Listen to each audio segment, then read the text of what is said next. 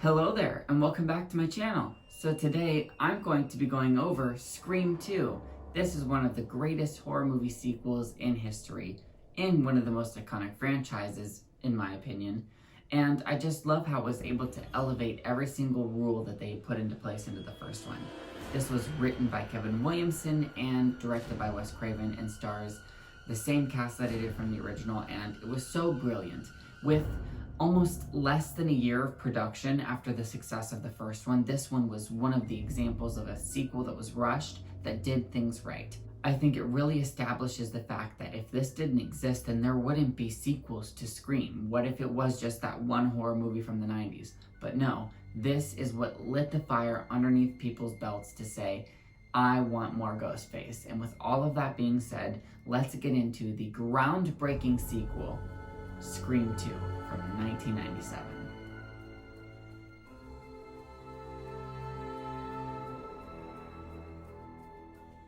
With the original Scream breaking so many rules and so many records in our world about how a horror film could be received, it was crazy to think that a sequel could be put into production so fast. And Sidney Prescott is one of the ultimate final girls because of this installment and everything else that ensues afterwards. But it's right here and right then when I realized that this is one of the only Scream sequels that can ever exist in the 90s. 3, 4, and now this upcoming 5th one, they're great. They look amazing. They're our time. Scream 1 and Scream 2 are the only ones that exist in the 90s, and it is that time capsule that makes everything so specifically perfect. Her haircut, her denim jackets, the way that Ghostface interacts with the environment around him. It is everything so perfect, like I just said about the last one. A time capsule. Ahead of its time, completely modern, and a flashback to the past. Perfect way to start off this movie immediately. This franchise is known for kind of poking aware of itself, so the fact that these characters are seeing the events that happened in the first one right in front of them was probably something that no one had ever even thought of at the time, and it was completely groundbreaking. Kevin Williamson is probably so proud of himself, and the fans of this movie seeing it the first time were probably out of breath. Could you imagine being in an environment where this was what was happening for you, seeing Scream 2, and it follows the same formula. A giant superstar, Jada Pinkett Smith, killed off in the opening. Crazy, but we were still so surprised. I think the idea of making a movie in this universe is something that makes this franchise unique, and it sets the tone for the rest of the events that take place. The fact that there is this whole self-aware of the events that already had happened and the movie killer and the things about it, that was the great thing about the original Scream movie, people being aware of horror movies. And now the fact that these characters are aware of the horror movie that they had lived through that is being made an event now, that's crazy. How much more can you get to it? Well, Scream 4. We'll talk about that later. I love the introduction of Randy and Sidney again in Ohio. I'm from Ohio. I think it's beautiful. There's a lot of greenery. It feels like a traditional college campus. I've seen them with my own eyes. It's perfect setting. I love the idea of Sidney moving on with her life, but kind of knowing that in the back of her mind, this is probably not the last step for her, you know? Having her in a place where she has her boyfriend, and it's 2 years after the events of the first one, and that this inciting incident occurs, and Gail, Dewey, and Sidney all end up back in the same location again, is iconic. This is so haunting of a concept. These people are not in the same whatevers, you know? I said that in the first one, they're very different places, but they survived together, and you'd think that they'd be in a different place, but coming about this, they're all in different aspects of the spectrum. And it's nice to see the rekindling of Sidney and Dewey, and he's very protective of her, and that sets the kind of character he is. We're still a little suspicious at this point in the film, but you feel like he's sweethearted. I love how Sidney is talking about the fact that it's like, what am I supposed to do? Cut everybody off? Crawl under a rock? I like that she has a boyfriend. I like that she's trying to maintain some sort of normality. She's a strong person, and she has mental health that we could all take a lesson from.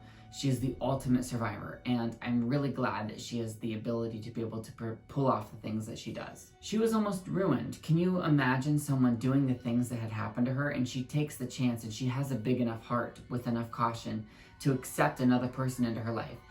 Most people don't even have good parents and can't even accept another person loving them. And Sidney deserves credit for the fact that she was trying again, that this thing didn't ruin her just yet. And I think that it really does say something about who she is, the fact that she goes through the arc that she does, especially with this upcoming one.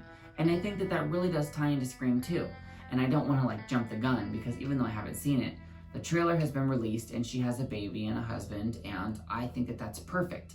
The fact that Sidney deserves things in life is a concept that I have full-heartedly believed in. I cry every time whenever I think about the outcome of this movie, because of the fact that she deserves to be treated so well and so nice.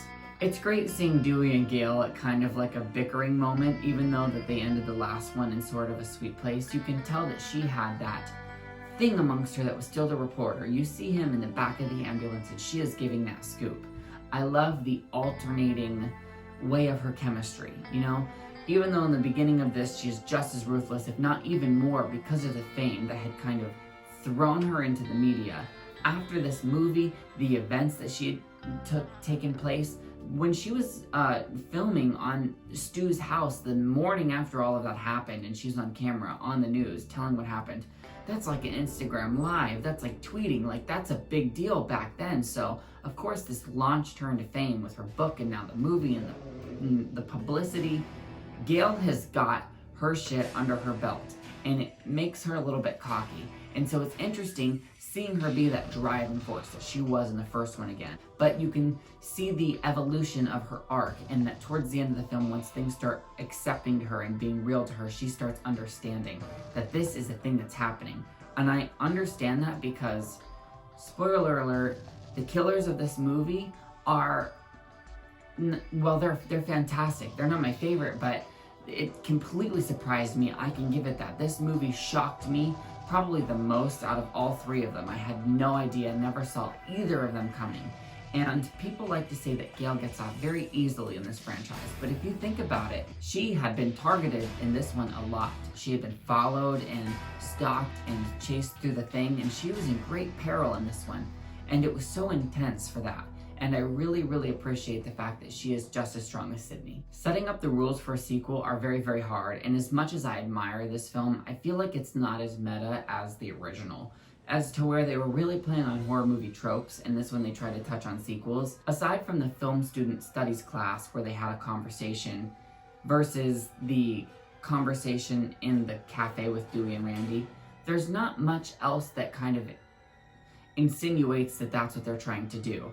I mean, we mostly are just following Sidney dealing with the aftermath of her life and realizing that someone else is probably going to target her, and that these events are going to be something that follows her throughout her life, and it's not something she can ever get away from. So while I appreciate that it establishes that aspect, I do think that the fact that it's more of just a evolution doesn't hurt, but it's not as on point with the meta as the franchise has set up. Now, even though that, for whatever reason, is a problem for some people, even though that's the exact formula this entire franchise has set up and has been consistent with, other people are picky and choosy about whether or not it works and what sequel for them. But I love that it's got those aspects in the opening and it starts off strong, but it wasn't really there at the end of it, if you ask me. And I love the killer reveal. It's the first time in this franchise that someone takes off a mask, and that is one of the most amazing, spine-chilling moments that this franchise established, because every sequel afterwards there has been that moment, even in the TV series, and it's one of my favorite parts to see. It's something you can't ever undo in your life. Once you figure out who it is for the first time, you are haunted, and we are haunted, just like Sidney is.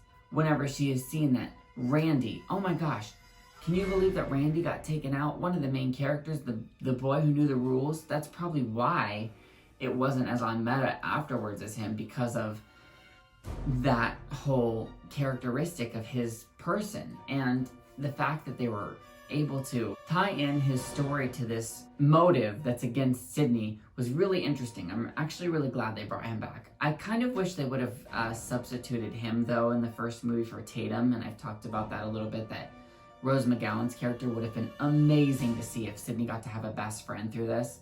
She doesn't even get to have Hallie, and it's really motherfucking sad. But I just love how she's able to overcome all of these things. The car accident is one of the most thrilling scenes in this franchise. I remember seeing it for the first time and it blew me away. It gave me anxiety. It's so intense, and even with the rewatchability, it hits every single time. I've showed this movie to countless people and I always love watching that scene play out. It'll never not be great. So when we come to the fact that the killers are revealed and it happens to be Debbie Salt and Mickey, who is aka one of her friends in college and Billy Loomis's mother, you start being completely overwhelmed and dumbfounded at what has just happened. The fact that Mrs. Loomis has the motive that she does is very Friday the 13th. It's another nod, so we kind of get back into that, and it's amazing. I love the showdown on the stage. We establish that this is kind of like a media thing and the movie in the opening. What better way to end this movie than people on a stage? The literal fact that they're having the ending on a theater stage is so meta about how Sidney's life plays out, and that people could watch that for fun. We're technically watching events play out just like we would if this were a play. And seeing her battle up against Mickey shows me that she's smart, shows me that she's cunning, shows me that she doesn't put up with bullshit and that she can get away through anything. She whoops his ass, she kicks back, she fights back, and she happens to pull out the rug from underneath Mrs. Loomis as well. She fucking puts her place into the ground, dude. Do not fuck with me. Your son was a piece of shit. You're a piece of shit. And every fucking thing that you have against me and my mom are fucking projection. Humans in this world have a really big problem with projection, and they take their shit out on other people. And Sidney is the queen of fuck you, I'm not having it. And I love how she fucking beats the shit out of her and overcomes her. I also love how Cotton has a role in this film, specifically the fact that he was only in 10 seconds of the original, and that the fact that he was talked about so much, but he was a significant part of the events, and now gets to be a fleshed out character in person in this one, makes it so much more understandable, and that the story world is real. And I love how he goes through his arc of being innocent and not, and suspected and not, and then really creepy and then not, and then standing up for Sidney, maybe, but of course ends up saving the day. And that's one of my favorite aspects about this, is that Cotton redeems himself, he redeems his name, and that he shows up for Sidney. And I know it's an awkward history that they have, but that is the one thing that he could have done is, I'm sorry that all of these things have happened to you, but the least I owe you is saving your life. And he does that, and it's perfect. I love the reveals, I love Cotton, I love Sidney, I love Gail. I love how they played that Dewey was gonna die. I love all of it. They're the perfect final three, and it makes for such an amazing, gratifying story. With this chapter ending, you really feel like something has been accomplished, like Sidney's really a person, like maybe she has a little bit of closure in her life finally. But there's always that eerie ending that makes you believe there could always be something more. Well, that was my review of Scream 2. Thank you so much for watching. It's been a blast going over it. It's one of my favorite movies and one of my favorite sequels of all time. Seeing Sidney Prescott again was so warming to my heart. This was one of those movies that has mean a lot to me growing up. Fun fact, I actually didn't see it before the other ones. I saw 1 and 3 together, and it was really crazy how those ones go together as a perfect bridge. And I thought actually that this one had nothing to do with them for a while. I thought it was kind of an anthology like Halloween 3. But when I finally watched it and put the pieces together, everything became perfect. And I actually had it on this VHS that my grandmother Carlene got me for whenever I was younger. And it was the first time that I ever saw it, and it's such a special memory. I will never forget that. These are my little knickknacks, my little box sets, and things that I appreciate, my little NECA figure. Share your opinions down in the comments below. Let me know what you think about the fact that this was a sequel. Let me know that you love Sidney. I mean, because obviously, who doesn't love Sidney? What did you think about Ghostface? Did you love his dialogue in this? Did you love Sarah Michelle Gellar's little cameo? Did you feel like this movie was as meta as the first one? Was it a worthy sequel? I absolutely think it's a worthy sequel. Is it my favorite sequel? You'll have to wait and find out. But I cannot wait until this new one comes out. There's so much things to talk about. So once again, thank you for watching, and be sure to check out some of my other videos. I have done a bunch of different genres, and I plan to do a bunch more. Sometimes I live stream with my friends and my friend Destiny. We do some shows sometimes, so be sure to check out those. I'll post the links to them. Be sure to stick around for whenever I post something new, and I'll see you next time. Bye! Thanks for watching Moser Movie Reviews. I'm Chase, and I'll be right back.